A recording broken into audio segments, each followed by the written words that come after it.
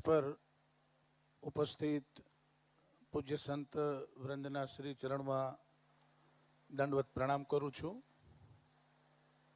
महामहिम राज्यपाल महोदय आदरणीय आचार्य देवव्रत जी प्रणाम आप सौने। प्रथम पूज्य आध्यात्मानंद जी ना दिव्य चेतन आत्मा ने प्रणाम वंदन श्रद्धासुमन अर्पित करूँ छू।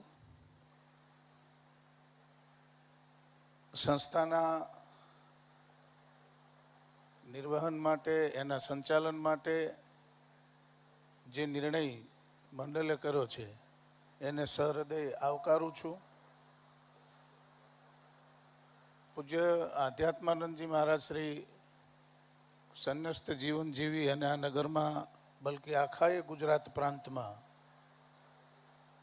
धर्म क्षेत्र नी अंदर एमनु जीवन समर्पित कर्યું एथी विशेष हूँ ए वातनो साक्षी छू। पूज्य स्वामी परमात्मानंद सरस्वती जी महाराज समग्र विश्व में एमनी साथे घणा देशों में फरवानुं थयुं छे। चाहे ए मुस्लिम कंट्री होय तो त्यां पण हिंदू विश्वविद्यालय स्थापवानुं श्रेयनुं काम पूज्य स्वामी परमात्मानंद सरस्वती जी ने जाय छे। एनो साक्षी छे। आपणो हिंदू समाज 30,000 जेटला समाजों में आडो वहेंचायेलो छे ने 20,000 जेटला संप्रदायों में ऊभो वहेंचायेलो छे। खंड खंड विभाजित समाज छे।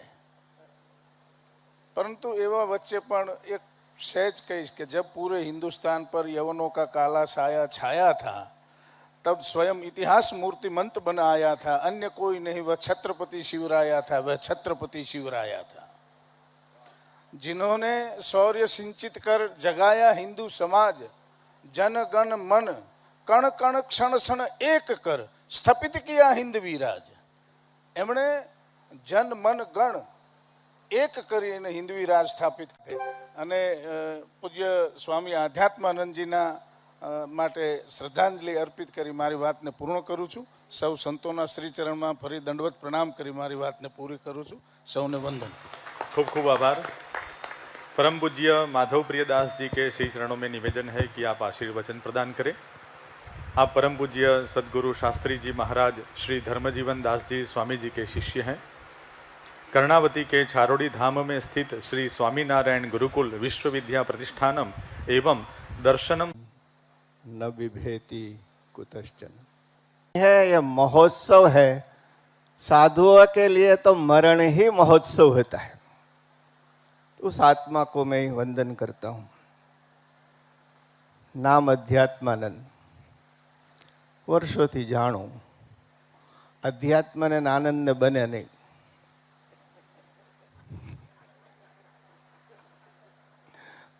योगी होय, तत्वज्ञानीओ होय, अध्यात्म होय, આપણને એમ લાગે કે જાણે આખા બ્રહ્માંડનો ભાર લઈને ફરતા હોય ને એવું લાગે આપણને।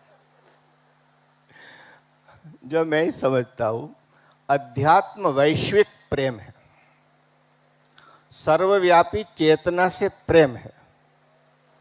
અને પ્રેમ તો બાપ હળવો ફૂલ જ હોય, એ ભારે ખમ ન હોય। અને અધ્યાત્માનંદ એવા જ હળવા ફૂલ હતા। બહુ પ્રેમી સાધુ। છેલ્લે એસજીવીપીમાં એમની સેવાનો અવસર મળ્યો એ સંતોષ છે। શ્રેષ્ઠ ઇક્વિપમેન્ટ અને શ્રેષ્ઠ ડૉક્ટર એમને બ્રહ્મલીન થતાં રોકી ન શક્યા, એનું થોડું દુઃખ પણ છે। પણ એ ખરેખર એમનું જીવન યોગમય હતું। સામાન્ય રીતે એમ કહેવાય છે કે યોગ એટલે પરમાત્માથી જોડાવું। આપણે પામર માણસો सीधू कनेक्शन था ही नहीं। मैं ये समझता हूँ व्यक्ति का हृदय दूसरी व्यक्ति से जब जुड़ता है तो योग होता है। एक व्यक्ति बीजी व्यक्ति ने हृदय थी मळे, व्यक्तिओ समाज साथे समष्टि साथे हृदय थी मळे, व्यक्तिओ राष्ट्र साथे हृदय थी मळे। અને રાષ્ટ્રો વસુધૈવ કુટુંબકમ બને, આનાથી શ્રેષ્ઠ બીજો કોઈ યોગ ન હોઈ શકે. એ યોગનો વારસો આપણને શિવાનંદ સ્વામી આપ્યો છે. संत बीज शाश्वत होते हैं, वो कभी नष्ट नहीं होते, सनातन होते हैं. साउथ आफ्रिका में ज्यां हाथ नाखो ने त्या होनु हाथमां आवे, અને ભારતમાં જ્યાં હાથ નાખો ને ત્યાં મારા હોના જેવા સાધુ હાથમાં આવે. આ ભારતનો મહિમા છે. सोने जैसे शुद्ध साधु इस भारत में है, इसीलिए तो भारत का चल रहा है. बाकी आमा कई हेल हुजे एवं छे नहीं.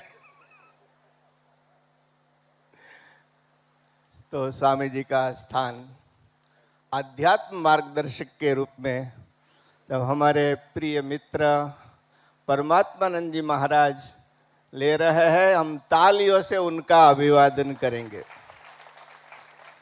आप जानते हैं पूज्यपाद स्वामी अवधेशानंद जी महाराज की घोषणा एक पूरे साधु समाज की घोषणा होती है, क्योंकि पूरा भारत का साधु समाज उनको वंदनीय और आदरणीय मानते हैं. आनो अर्थ ए थयो कि आजे समस्त साधु समाज, अतुलभाई, अरुणभाई, आ तमारा ट्रस्टीओना निर्णयनी हारे छे. आशीर्वाद तमने छे.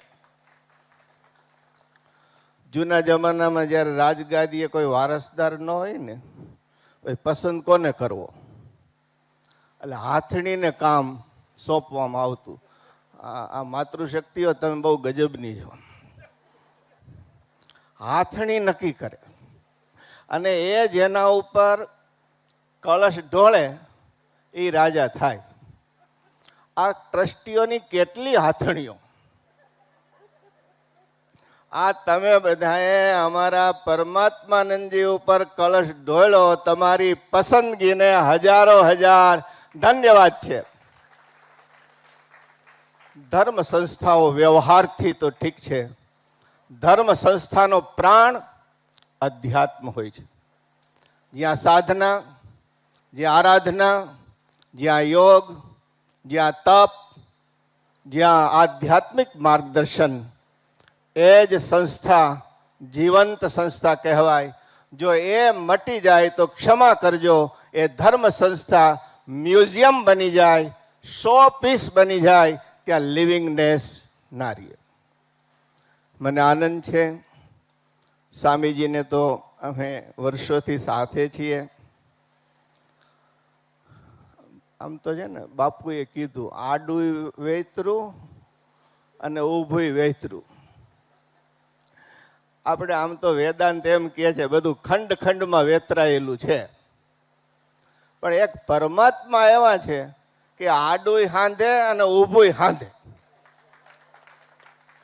એટલે અમારા પરમાત્માનંદ આડું હાંધશે અને ઊભું હાંધશે. સ્વામી દયાનંદજી મહારાજ એવી પ્રતિભા મેં જોઈ નથી. એમણે એક એક ગુરુકુલ જેવા સંન્યાસીઓ અને અમારી બહેનો સંન્યાસીઓને તૈયાર કર્યા. એક એક જીવંત ગુરુકુલ. સુદર્શનજી, माननीय सरसंघ संचालक जी, अशोक जी सिंगल और स्वामी दयानंद सरस्वती जी महाराज ने सोचा था, विश्व हिंदू परिषद है, आरएसएस है, एक पूरे भारतवर्ष के आचार्यों की एपेक्स बॉडी होनी चाहिए. और तीनों ने मिलकर के स्वामी दयानंद जी महाराज के मार्गदर्शन में आचार्य सभा की स्थापना की, जो हमारे पूज्य स्वामी विश्वेश्वरानंद जी महाराज महामंडलेश्वर जी ने बताया. आमा भारतवर्षना हेड ऑफ संप्रदायस, नॉट एग्जीक्यूटिव्स, भारतवर्षना 150 જેટલા સંપ્રદાયોના અધિપતિઓ આ એપેક્સ બોડીની સાથે જોડાયેલા છે. એના કન્વીનર અમારા પરમાત્માનંદજી મહારાજ છે. ખૂબ સાથે ફેર્યા છીએ, ખૂબ ઇન્ટરનેશનલ ઇન્ટરફેથ મિટિંગો લીધી છે. જેરુસલામને ભૂલી શકતા નથી, દિલ્હીને ભૂલી શકતા નથી, અમેરિકાની અને કંબોડિયાની મિટિંગોને ભૂલી શકતા નથી. મિત્રો, વેદાંત વ્યવહારમાં ઉતરે ને તો કામનું, નહીતર પાંકડી ગાય જેવું, જોવામાં સારું લાગે, દૂધ ન દે. વિવેકાનંદજીએ કીધું કે મારે ભારતમાં વેદાંતની જરૂર નથી, પહેલા એના પેટ ભરવાની જરૂર છે. આનો સાયકલ વાળો અહમ બ્રહ્માસ્મિ બોલે છે. તો વેદાંત વ્યવહારમાં, વ્યવહાર એટલે શું? ભારતની જે વર્તમાન સમસ્યાઓ છે, હિન્દુ ધર્મની સામે જે વર્તમાન ચુનૌતીઓ છે, પ્રાણ પ્રશ્નો છે, એમના સમાધાન માટે આ પરમાત્માએ બહુ કામ કર્યું છે. ક્યાંય છાપામાં આવ્યા સિવાય કામ કર્યું છે. સેતુબંધનો પ્રશ્ન હોય, રામ ભગવાનના વાંદરાઓએ બાંધ્યો અને આધુનિક વાંદરા તોડવા બેઠા.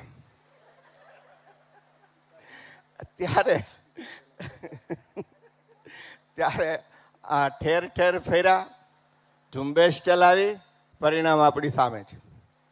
મઠ મંદિરો એ દેવની સંપત્તિ છે. એ નથી ટ્રસ્ટીઓની સંપત્તિ, નથી વ્યક્તિઓની સંપત્તિ, કે નથી સરકારની સંપત્તિ. સરકારોએ હંમેશા મઠ મંદિરોથી દૂર રહેવું જોઈએ. એની જબરજસ્ત ઝુંબેશ ચાલે છે. એના આયોજનમાં પણ અમારા પરમાત્માનંદજી મુખ્ય છે. અને વિશેષ છેલ્લી વાત એ છે કે અમદાવાદ ભાગ્યશાળી છે. હા, વર્લ્ડ યોગા ડે અંદર જે આ છે ને, આમાં એવું છે, મોરા હોય ને એને બધા આગળ કરે, કિંગ વાહેરી. એમ આ કિંગ છે ને બધાને વાહે હોય, દેખાય નહીં ક્યાંય. વર્લ્ડ યોગા ડેની અંદર જે કાંઈ થયું એની પ્રેરણામાં પણ સ્વામીજી રહ્યા. પણ મને જે આનંદ છે, સ્વામી દયાનંદજી મહારાજે જે શિષ્યો તૈયાર કર્યા, કેવા જ્ઞાની પુરુષો, પૂજ્યપાદ સ્વામી વિદિતાનંદ મહારાજ બેઠા છે, મૂર્તિમંત વેદાંત છે. આજે આ આશ્રમમાં, સ્વામી શિવાનંદજી મહારાજના આશ્રમમાં એક એવા આધ્યાત્મિક માર્ગદર્શક આપને મળી રહ્યા છે, જેને નવા યુગની ખબર છે, 21મી સદીની ખબર છે. 21મી સદીના યુવાનોને કઈ રીતે ધર્મને માર્ગે જોડવા એની એને ખબર છે. એટલે અહીંયા આ સ્થાન એ ખરેખર એક આ શિવાનંદ સ્વામીનો આશ્રમ એ અમદાવાદનું હૃદય બનીને રહેશે, અને એનો શ્રેય તમને ટ્રસ્ટીઓને જશે. વાલા મિત્રો, આ એમનેમ નથી થતું.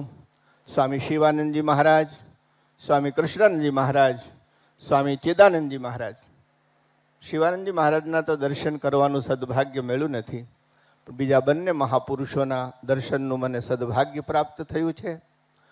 આ આશ્રમની પાછળ એમના ચૈતન્ય સંકલ્પ બીજ છે, અને એ જ બીજ આજે તમારી પસંદગી રૂપે ઉગી રહ્યો છે. એનો અમને આનંદ છે. ફરીથી વિશેષ સમય લેવા હોય તો ક્ષમા કરજો, પણ આપ સર્વને વંદન કરી મારી વાણીને વિરામ આપું છું. અસ્તુ, ધન્યવાદ.